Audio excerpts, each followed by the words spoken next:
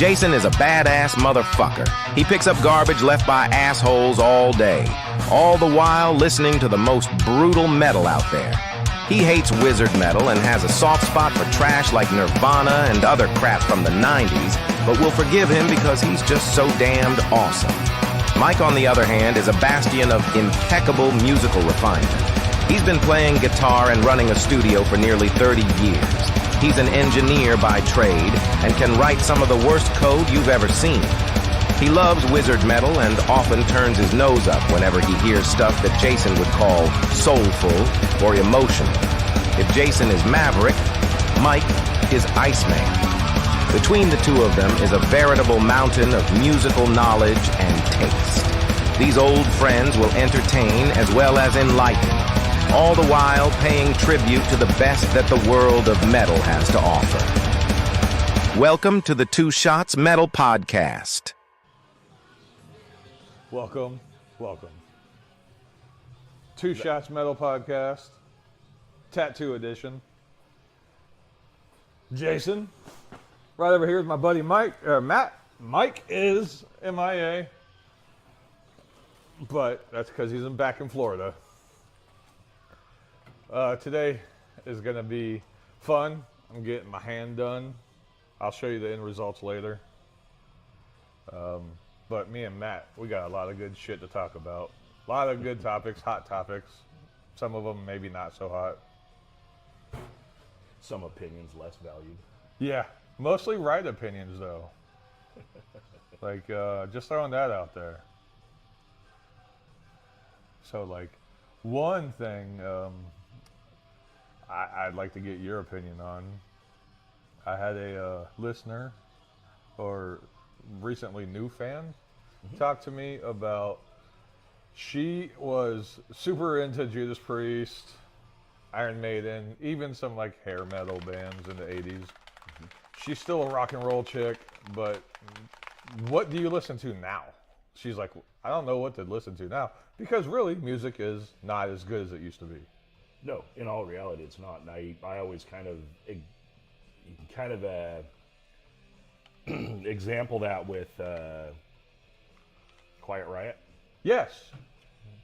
Right. I had so many times in here in the tattoo shop where I've had kids like, dude, what is this crap? And I'm like, well, this is proof that my metal is better than your metal, right? Because 5 generations of human all seem to know, come on, feel the noise. Right. Like, nobody knows the shit you're listening to now, kid, you know, Yes. so, being somebody that grew up through the 80s and the 90s and some of the 70s and is a metalhead, I actually still listen to a lot of the music that I used to listen to. In fact, a lot of the bands are back out doing things, you know. Which is kind of awesome. Right. At the same time, though, it just kind of says somebody went broke. Yeah, that's true, yeah. But they have enough pull to still make some kind of money, though. Right. I mean, bands are, old 80s bands are still selling out stadiums, which is absolutely crazy, But it is, and they're selling them out at stupid prices. Yeah, very stupid, yeah. Holy crap, $300 a ticket, for the cheap seats. Yes, yeah. But at that point, it's only my generation of people that can afford to go. And it's only, the new generation may go to, because their concert or their parents paid for their ticket. Right. No, you got to see this band. They're just that fucking awesome. Right. I mean, so kind of like, to answer your question with that, I guess I would say I do still listen to a lot of the old music that I used to listen to, but I've kind of just followed along the genres. Back in the day, I was really into Sepultura and Fear Factory and all those sorts of Mayhem and Massacre and all those guys. And, now you have Death, and now you have bands, like that have kind of followed the same trajectory or the same genre. Amon Amarth is a great band. There's a lot of that style of music that is still out there. It's just harder to find. It's so much harder to find. We used to get to walk into a record store and they'd have something playing on the radio, and I could be like, "Oh, dude, what's this?" And you'd be like, Yes. "Oh no, it's this album. Yep. Check it out." That's actually how I got Massacre and Mayhem and all those. Was I went into a cassette their store here in town, and they literally had demos, and they were like, "Here, take one." It's like I got their demo albums. Which, yeah, that I guess that does kind of suck nowadays because kids don't get that same experience. Music, radio plays the same shit we listen to half the time. Nothing new usually comes out unless you're on Sirius, and And even then, yeah, exactly. yeah, I mean, growing up out here, I tell you what, I got to listen to Nirvana every 15 minutes on the radio. See, I would love that, No. but it No, does. you get real tired of it real fast. Yeah, I was gonna say it should probably burn you out some. Yeah, I can only hear some of them songs so many times in one particular. Right, and they don't play. It's not like they play everything from the album. They play the same 4 or 5. Not hit even songs. that. 3. Heart-shaped box. Yeah. Smells like Teen Spirit. And Yeah. Come as you are. Yeah, basically. Yeah. Right about there, yeah. That's the list. Yeah. But yeah, so I don't know. That's really, like I said, I just kind of followed along with the genres of music. I still listen to, I still listen to things that sound like Suicidal. I still listen to things that sound like DRI Right. or. Like, so I'm trying to equate it, like, because like the progression of music has changed significantly, and I'm going. You're going from like a Maiden fan to a Priest fan, or like even some would say probably More Poison. often than not, a Maiden fan and a Priest fan are the same person. Right. It was growing up in that. But what I mean is like, okay, we're going now 90s to 2000s. What can equate to that? Not a whole lot, right? No, I really, as far as, I guess you need to break down the word metal. Yeah, But as far yeah. as metal goes, in all reality, the '80s were the golden age. That was when you had it taking shape, you had it taking form, you had Slayer, Metallica, Megadeth, Death, Cannibal Corpse came out in the 80s, Gwar was in the 80s. You had all these bands that were so unique at the time, nobody knew what to do with them. Yes. And unfortunately for them, back then, they usually didn't sell a whole lot of albums. So they didn't make a whole lot of music, and a lot of bands that I used to love to listen to put out 1, 2, sometimes 3 albums and disappeared. And then, yep. And they were really, really good bands, but it wasn't. All of the people my age had all their parents yelling and screaming that we were just listening to a bunch of racket. Racket or the devil music yeah. or. Yep. And so. See, what it is, I guess. but I look at like, all right, because I grew up with the Quiet Riot era, but in the late '90s to 2000s, some of the bands that like I guess if you have to relate anything to, like nobody talks enough, and at least in my circle, we've had this discussion. Seven Dust, Amazing band. very underrated. Absolutely amazing band. Yeah. Yeah. I mean, even on a bad day, they sound good. Exactly, and I think they, like, for someone who's trying to get out of that era to listen to something new, I think Seven Dust is a perfect band. Yes, Seven Dust would be a good way to go. I mean, Seven Dust still has that 90s new metal kind of. I hate that term, but yes. Right, I but get that's the genre they coined Exactly, it. yeah, But they kind of have that feel to them still, So you still had, then you had Machine Head, Korn. Everybody was doing it back then, that, like, rap-ish. No, not even really rap-ish as much as down-tuning, kind of when you started kind of. I don't know, if I listen to it, it almost kind of gives me a feeling between that Pantera chunky groove metal and the I don't know, almost like when you listen to Seven Dust, you have that down-tuned sound to it where it's a little bit more chunky. The Yeah. drums are really clean. Yes. But the vocals are very older Anthrax. A lot more melodic, a lot more harmonics to it. Very much. You don't have, I mean, and he only ever hits notes that kind of sound like a scream-ish, Yeah. or kind of like a yell-ish, but yeah, they just melded it together really well. Almost sounds, Anthrax is a I was going to great say, almost sounds comparison. Anthrax-ish to me. That's such a good one. But Anthrax had a little bit more of that higher pitch on the Yes. lead Oh, guitar. very much. They didn't have the that Korn and all those guys had. Chunky metal. That is such a great Right. description.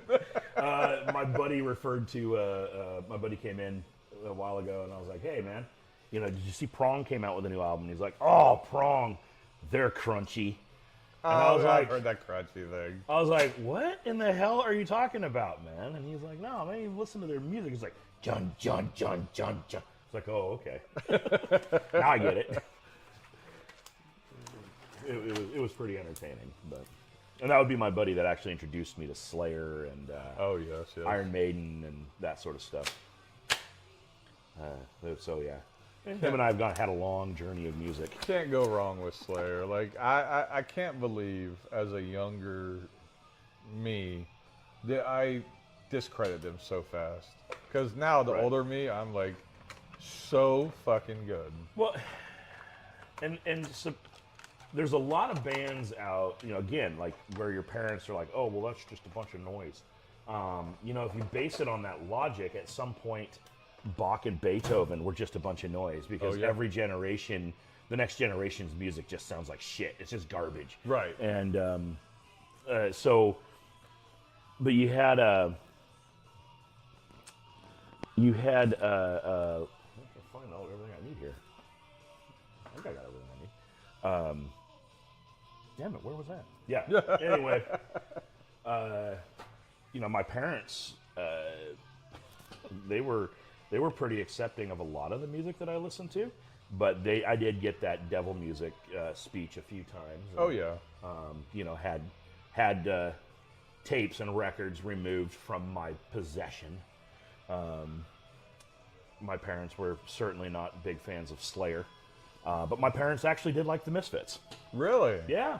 No, that's My parents liked Iron Maiden until Eddie. seventh son of a seventh son, and only the good die young. And my mom was like, "Okay, I just can't. No." But yeah, it was kind of weird growing up in my household, honestly, with music. But So my growing up era was Marilyn Manson. My mother hated it. yeah. Could not, because maybe allegedly I may have cut myself a few times because I followed behind Manson. as your generation did. Exactly, we were. I'm fucking depressed. If I could rip something into your chest Right, or whatever. I'm the generation ahead of you. So my generation, when you had a problem and you were depressed, you got into a fist fight and somebody knocked a tooth out of your head. That was just, Yeah, no, exactly. We didn't typically cut ourselves. We got beat up by I tell somebody. you, fucking Manson was a genius, though. Like looking at back then, he was able to He get was a showman for sure. He got those kids. He got me. Well, and if you, I didn't really listen to much at all of Marilyn Manson. I didn't even really kind of like much of his stuff until I really enjoyed Antichrist Superstar.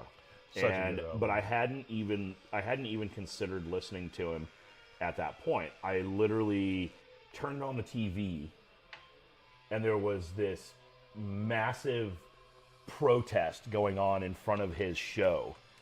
And it was during Antichrist Superstar's Yep. tour. And there was massive protests and signs and chants and just chaos. The Bible thumpers going crazy. Yeah, and I was like, huh. Well, apparently this dude must have something to say. And I went out and bought all of the albums that he had out Oh, up to that yeah, point. Literally, I yeah. just walked up to the store, one of the record stores we had out here, and I took, I bought Smells Like Children and Antichrist Superstar and And Portraits of American Family. Portraits of American Family. And I was like, oh, all right. And I I enjoyed listening to the music for a couple of years, and a couple of albums after that. I enjoyed. Yeah, only a couple for me. Yep. Yep. I kind of, I don't know. I mean, you and I have talked about before how, in my opinion, the best Marilyn Manson music had Twiggy Ramirez on the Oh band. yeah, absolutely. The best Nine Inch Nails music had Twiggy Ramirez in the Yes, band. yep. I mean, there's kind of a common thread there. It There's seems, a- you know? And they were also not sober when they were making their best. definitely bands, not best sober. music. Me and Mike had a conversation about like certain people in the bands have to be the genius, right? There's always got to be one. Right. And the example he used was I can't even think, the Rev from Avenged Sevenfold. After he passed away, Everything changed. it changed. Not necessarily like dropped dramatically, but it changed. Right. And to me, they are one of the most talented bands I've ever heard.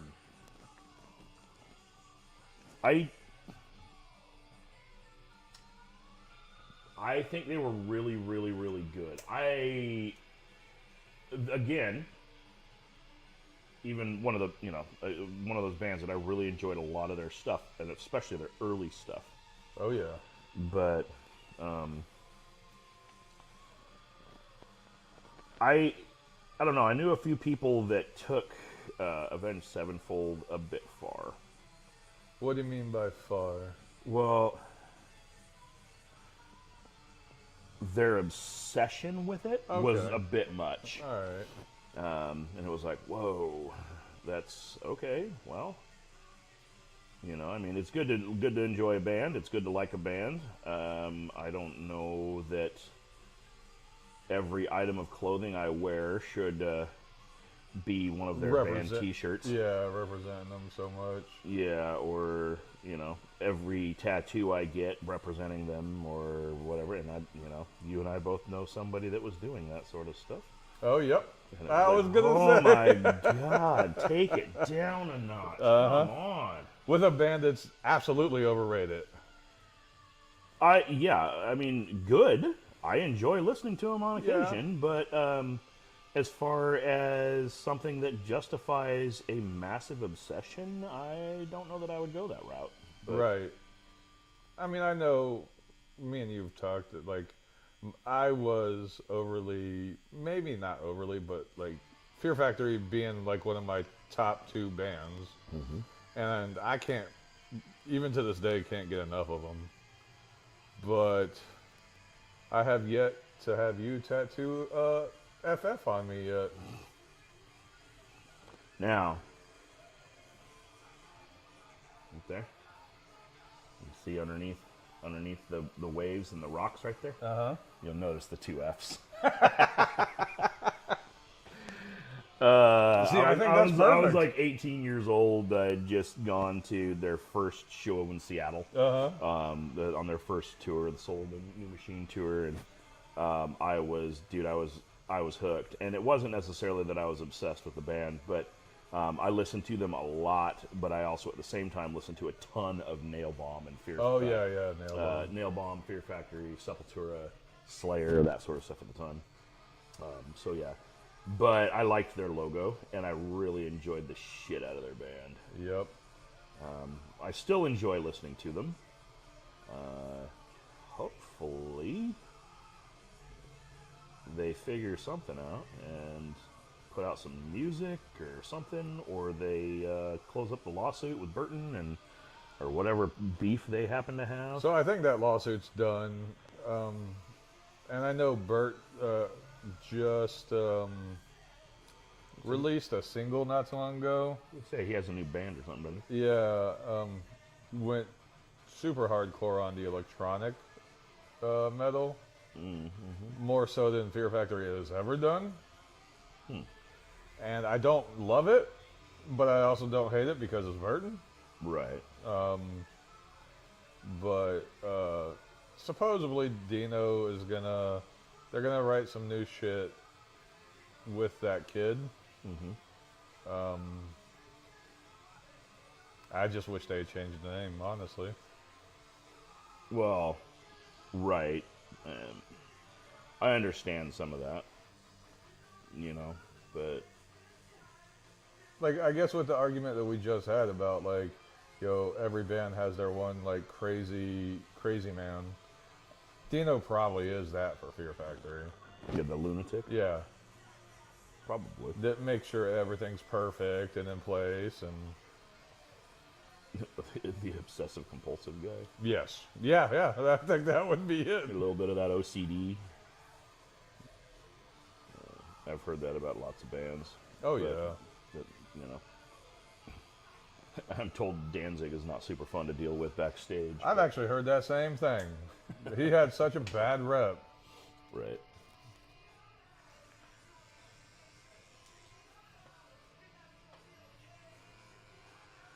I mean, I think people could probably say the same thing about Peter Steele. I haven't heard a lot about Peter Steele, but I did have a customer years ago who was a roadie for a band that toured with Typo Negative, and Lamb of God, and I don't remember what the hell the tour was called, but talking to that guy, he was telling me about some of the antics of Peter Steele, like disappearing and nobody knowing where he is, and then finding him slumped over in a bathroom stall sort of thing. Really? But I don't know how true some of that is. It kind of falls along with some of the stories I've heard. Does. But It absolutely does. I don't know. Still probably they're in my top 10. Oh, for I sure. enjoy Typo Negative. There's very, very little Typo Negative music that I don't like. Yep. I'm right There's there only with a you. couple of songs that are kind of like, a couple of their covers that, by the end of the song, you're like, yeah, you probably could have stopped this song about 4 minutes Right, ago. yeah. And I'd have been okay, but a couple of their covers went a little long. I absolutely love me some Typo. Yep. Yeah. They are. It's rest in peace. Obviously, like, God, that sucks. I got to see them with Pantera and Prong. What a fucking show. Yep. My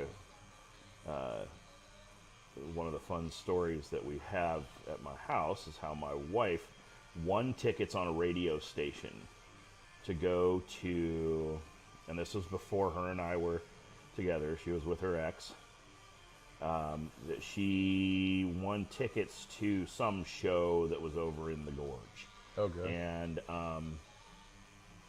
it was, I don't know if you want to call the band Live or Live. Oh, I don't live. know, whatever Live, they went yeah. by.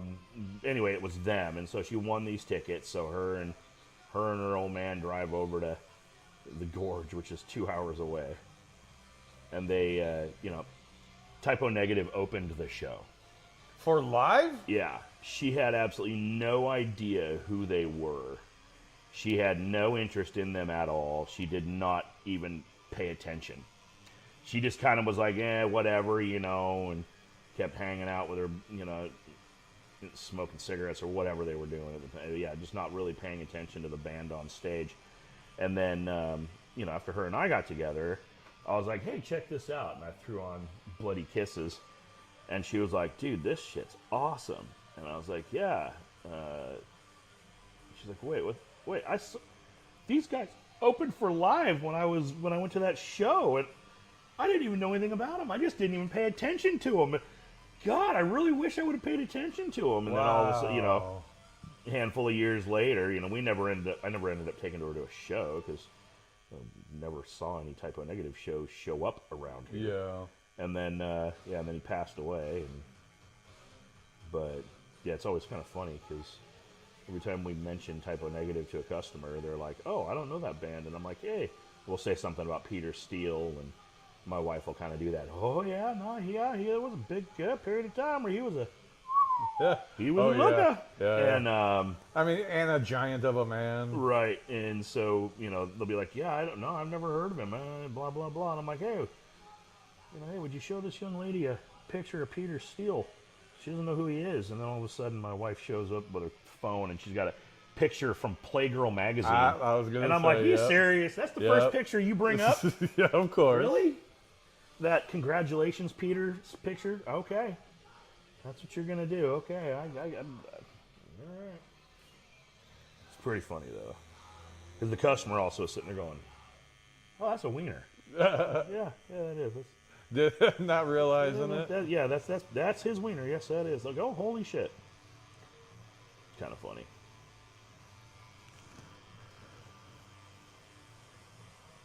But the other, I don't know, the other thing on that lady's question about, like, what do you listen to now is that, like I was saying earlier, there's a lot of bands that are putting out new music, and, you know, they're the old bands from that era, and they're, you know, they're still out doing things. It was kind of weird looking at some stuff when COVID was going on, and I was sitting at home, and I'm looking at this,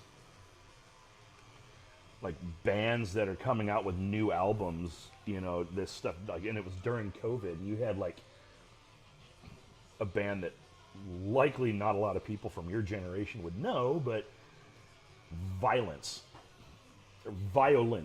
Okay. Right, VIO-Lens. Yeah. And they made one album in the middle of the 80s and disappeared. And then they were making a new album during COVID, and it was like, you're bored. Yeah, huh? yeah, You're really, right. really bored, I guess.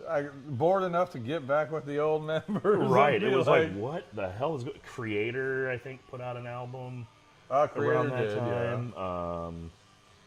Yeah. Who's the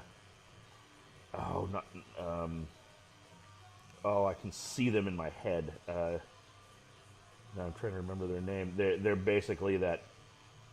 They're all like dressed like barbarians and stuff. Kind of old band from the 80s and 90s. Oh, what was it? There was Saxon. Saxon, that's who I'm thinking. Yeah. I think it was maybe. They just did something with Amon Amarth a few years ago. So, Right. Well, yeah. No, Saxon did one. No, that wasn't who I'm thinking of.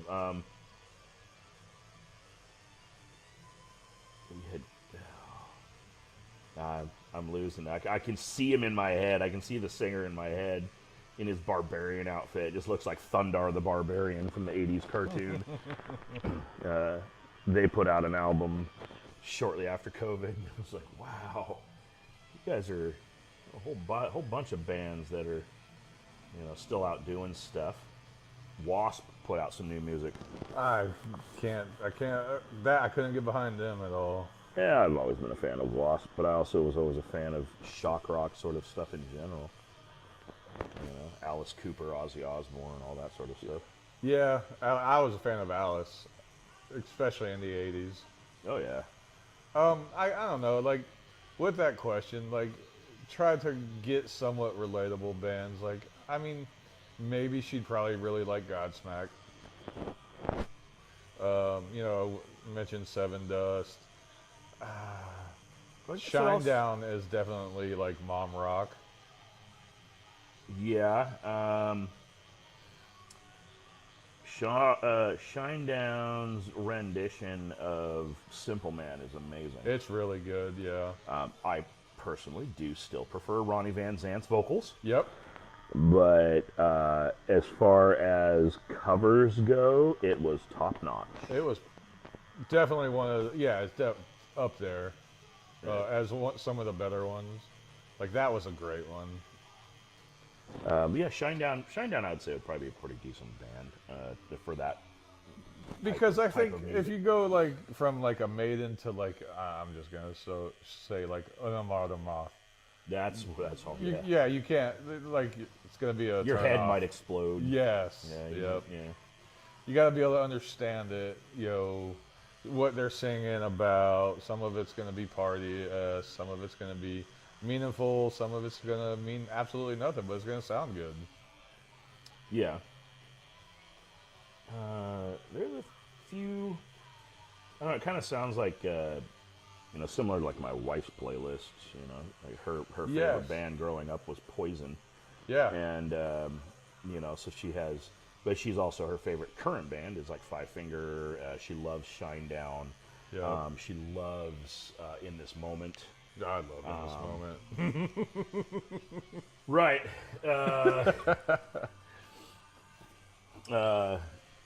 Yeah, so, I mean, a lot of that sort of stuff. There's a few bands that she's come across in the last little bit where she's like, sends it over to me. She's like, hey, check this band out. Holy crap, this is good stuff. And unfortunately, Typo Negative would be an amazing step over into some of the stuff. It really but would. The problem is, you're not Nothing getting new. new music. Nope. So, But there is 3 somebody. albums. Oh, there's more than that. Well, yeah. I'm just saying the 3 really good albums. Right. You could go sit there and be like, and that also, I'll bleed that over into a conversation we've had. That's disgusting. Anything you listen to nowadays, you have to cherry pick from the streaming platforms. Yes. There's very, very few bands that I wake up and go, you know what I want to listen to? I want to listen to this album. Yes. Yes. Very few bands anymore. Well, there's actually even a lot of those old bands, honestly. I mean, I was known for buying a new album. And, like this one playing right now. Yeah. Literally, the first couple of Megadeth albums I bought, I listened to side 1 for 2 years. I didn't Yeah. listen to side 2 forever. And then Yeah. eventually I was like, oh, there's a whole other side to this album. And I listened to it and I was like, oh, okay, yeah, there's actually some pretty badass tracks on here. But, you know, anymore, that's kind of how it is. It is. Like, I think I've mentioned this band to you, but I enjoy Motionless in White. Great band. But I only enjoy a handful of songs because the whole album is meh. Where I Right. could go, just like last week, I listened to, Portraits of American Family front and back twice in one day. Right. Or like even Nine Inch Nails, Downward Spiral. Amazing album. Right. Can't do that with these bands. A lot of people would claim that that's their second best album. They would claim that. I personally would put it at third. But Whoa! right. But again, purist. Whoa! And I loved. Now, a lot of people put Pretty Hate Machine as number 1. They do. Number 2 What do you have as number 1? for me was Broken. 5 songs? There's 6 songs. There's a song on the other side. There is. I didn't know there was a song on the other secret side. song. Yeah, because I was back in the day when I was driving around my Camaro and I had the automatically flipping cassette tape player in it, and I'm driving around and it flips and it's completely dead silent. And I'm like, oh, what's this shit? So I flip it back and rewind it and listen to it. And then I'm like, one day I was just sitting, I don't know what I was doing, waiting for somebody. And I was just sitting in my car smoking a cigarette, spacing out. And all of a sudden this song started playing and I'm like, the hell is this? Oh, yeah, it was the song Broken. I didn't know it actually existed. Yeah, I love that About song. 3 years in, I didn't know it existed. Oh, my God. I'm not going to say that I didn't smoke a lot of pot when I was younger. Right. But, Well, that's what when you smoke a lot of pot, you just let shit play out, and you're like, that's it. What's going on? It never did that to me. I definitely did. Yeah, no, it made me focus. But yeah, and that one actually, that's another one of those bands where you can say things like that, and you almost will get to fisticuffs. Yeah, you could. Right? Like, Speaking of that band, though, they're going on tour in 2025. I'm afraid of how it's gonna sound and look, but they're actually coming up to the Seattle area. I had not seen that. Right. Because he's super clean now. Right. I watched a thing a while ago on YouTube that was really kind of funny to listen to or watch, I guess, but it was like 10 musicians that just don't have it live. And it's guys that like their vocals are just, you're like, oh man, yeah, no, oh no, that doesn't sound even remotely close to what it's supposed to sound like, sort of a thing. Reznor was not on it. Okay, good, because I was going to say. He was not on it, but I'm wondering how long he's going to not be on it, because some of the stuff that he used to do on stage was pretty wild and had to take its toll. Oh, yeah, I would imagine. I mean, I know that he's kind of recently gotten buff and... Oh, did he go to do certain gym? Yeah, he looked really good. When you go down to those albums and if you're gonna regurgitate them now, it might be hard. Right. Like, I'm sure you could play Hurt live till you're 60 something, aka Johnny Cash, but I don't know, like March of the Pigs. Broken. Very much broken. 2/3 of Pretty Hate Machine. Yes. Yeah. It's got to be difficult. Right. At what point have you outlived your vocal abilities, or you listen to like some of the bands, Slipknot. Can you imagine what Corey Taylor's vocal cords are going to sound like at 30 years in? Yeah. Or I know. I'm afraid that they're going to eventually, like, next few years, they're just going to be done. Well, I think there's a lot of bands that I don't know. There's a good handful of bands that I've sat back and went, why are you still here? Yeah. Why do you keep doing this? You haven't had a successful album in years and years and years. But I mean, God bless you for trying to keep your dream keep alive. the dream alive. Yes. So if you, this is going to be a little bit of a, might be a little bit of a stomp on a toe for you, brother. But it might.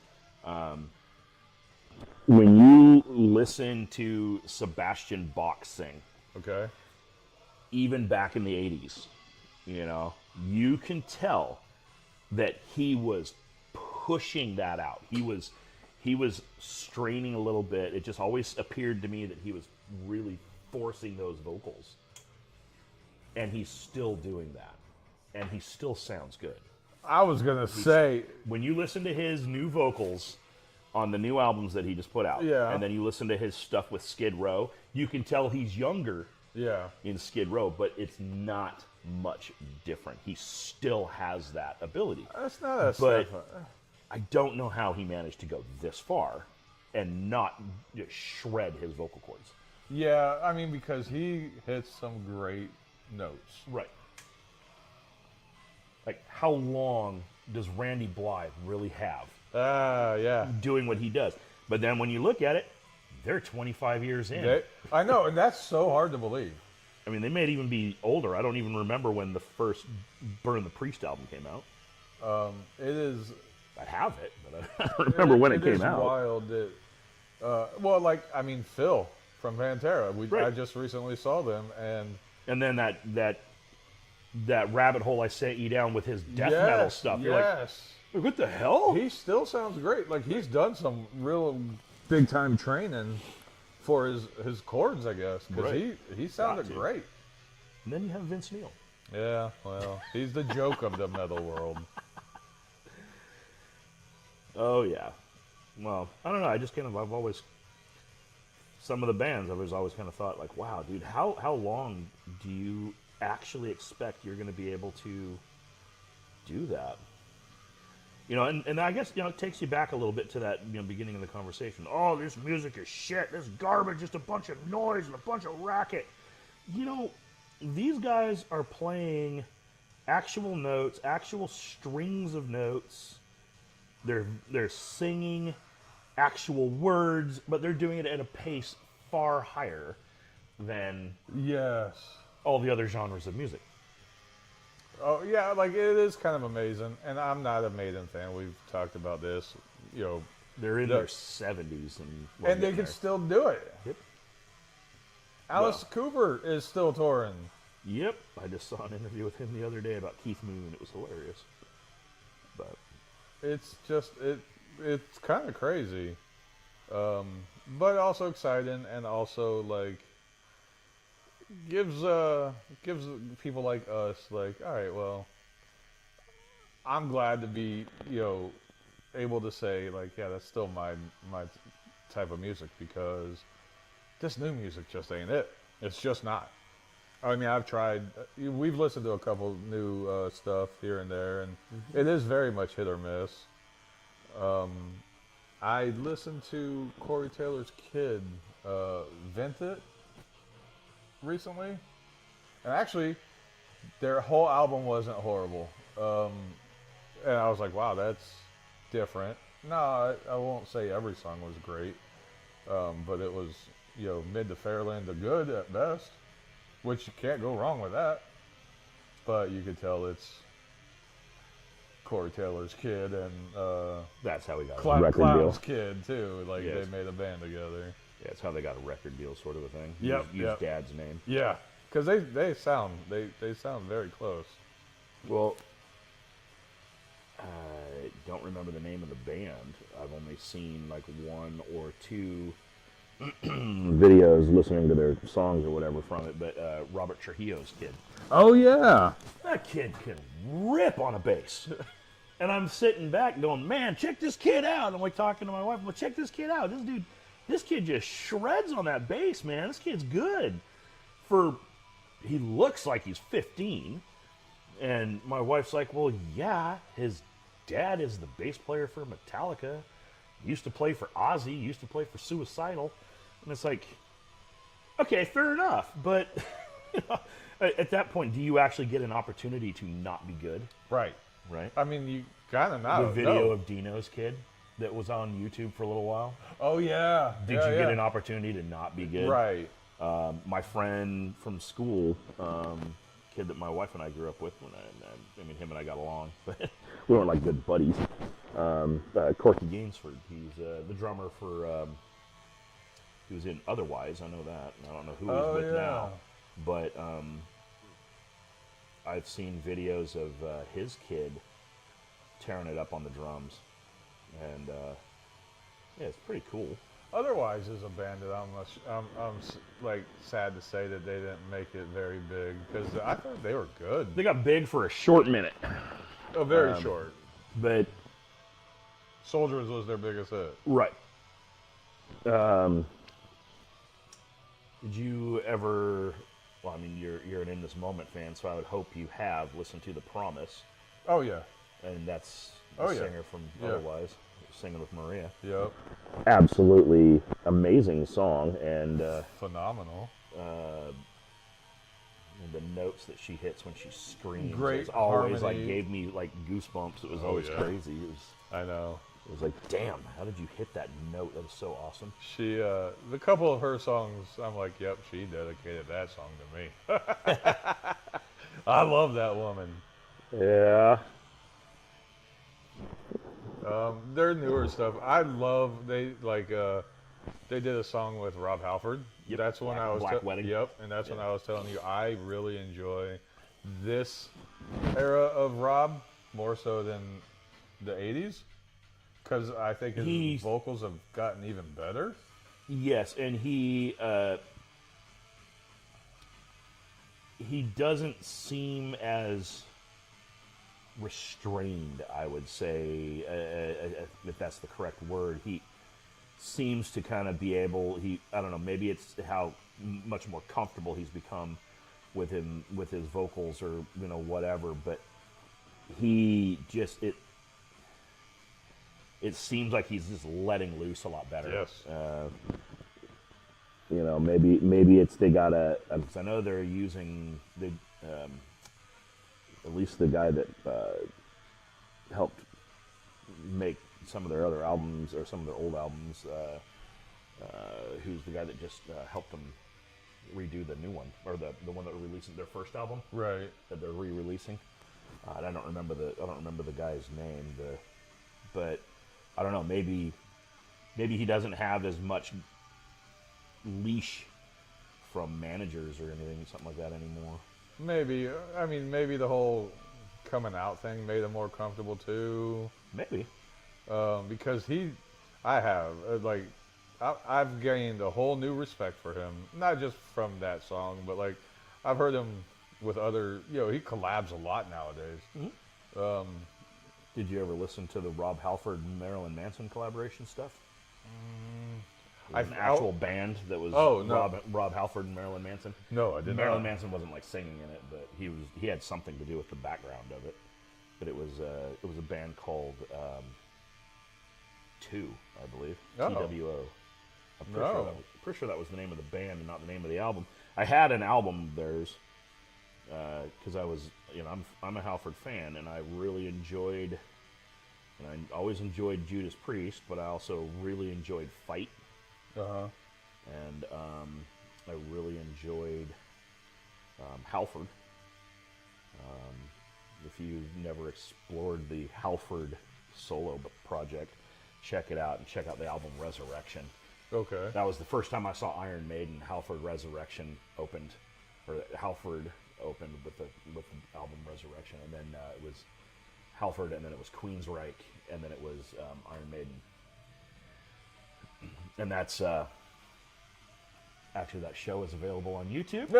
As far as there's a video compilation of 10 times that singers go off on the crowd. One that's in there is that show with Bruce Dickinson going off on some dude who was thrashing girls around in the pit and just like smashing them and kicking them and stomping them and shoving them. And he stopped the show until we dealt with him. No shit.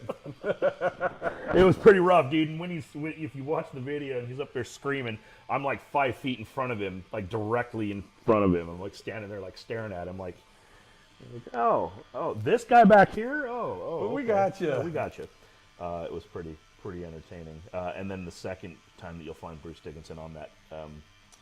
Those collaborations. I was at that show also. I might be the common denominator here, but yeah, the only 2 times I've seen Iron Maiden, and both times Bruce Dickinson gets into it with the crowd members.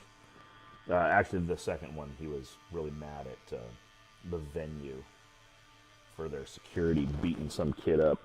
Really? Yeah. But, yeah. Oh, maybe I had a common denominator. It is very fun. Well, I don't know. I've heard some stories. Oh yeah. No, he's notorious for that. Yeah. I just think it's funny that the only 2 times I've seen them made it to collaboration videos of singers going off on crowds. But not that I'm a big fan of the band, but another band to suggest I would almost say would be maybe even Disturbed. Yeah. I'm not a fan of Disturbed's albums. For the record, live, those boys are badass live. Are they really? Oh, they are good live. Actually, Mike says the same thing. He doesn't like them either. Yeah, I literally, every time anything comes on from Disturbed, I literally will mock sing it. Yeah. But then when I went to one of the Ozfests where Disturbed was at, I was blown away. Really? Blown away. And dude, you and I have talked about how many shows I've been to and who I've seen. I was blown away. Absolutely insanely good. And, back in the day, I want to say that I've heard rumor that the guy passed away, but there was a guy, we all just called him Wheelchair Guy. Sounds a little rude, I guess, but he was in a wheelchair, so we were just stating facts.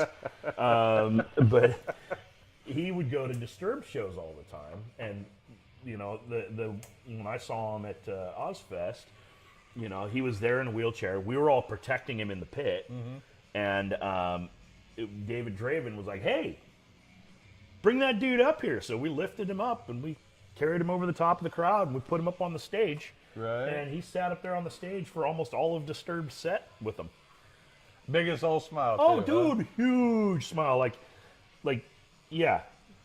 It was pretty cool to watch. I will really say nice dude. that David Draymond, as much shit as I may give him, I've watched a couple like live shows via YouTube. He does look after the audience a lot, and I think that's really respectable. But don't text while you're at his show. I 'cause did- He, I he saw- will yeah. definitely let you know Yeah. that that's rude. Yep. In the nicest way possible, of course. Right. No, it's okay. We'll wait till you're done. That was so funny watching them do that. Let's see. So Shinedown's coming too. Back in August, they're going to be coming. Maybe we should go. In August? Yes. It's going to be on a Friday. I mean, I guess it kind of comes down to when in August, unfortunately for me. Right. Not that I'd be opposed to going to see them, but that's usually a real busy time here. And, I think it's going to be Climate Pledge Arena. That new arena. Yeah, well, it's not new. It's very, very old. It's a new name. Okay. Wait, is it Climate Pledge? That's the Seahawks Stadium? No, I don't know what they call that now. Lumen. That's Lumen Lumen Field? Field. They're playing a stadium? No, they're playing the arena. Climate Pledge is new, isn't it?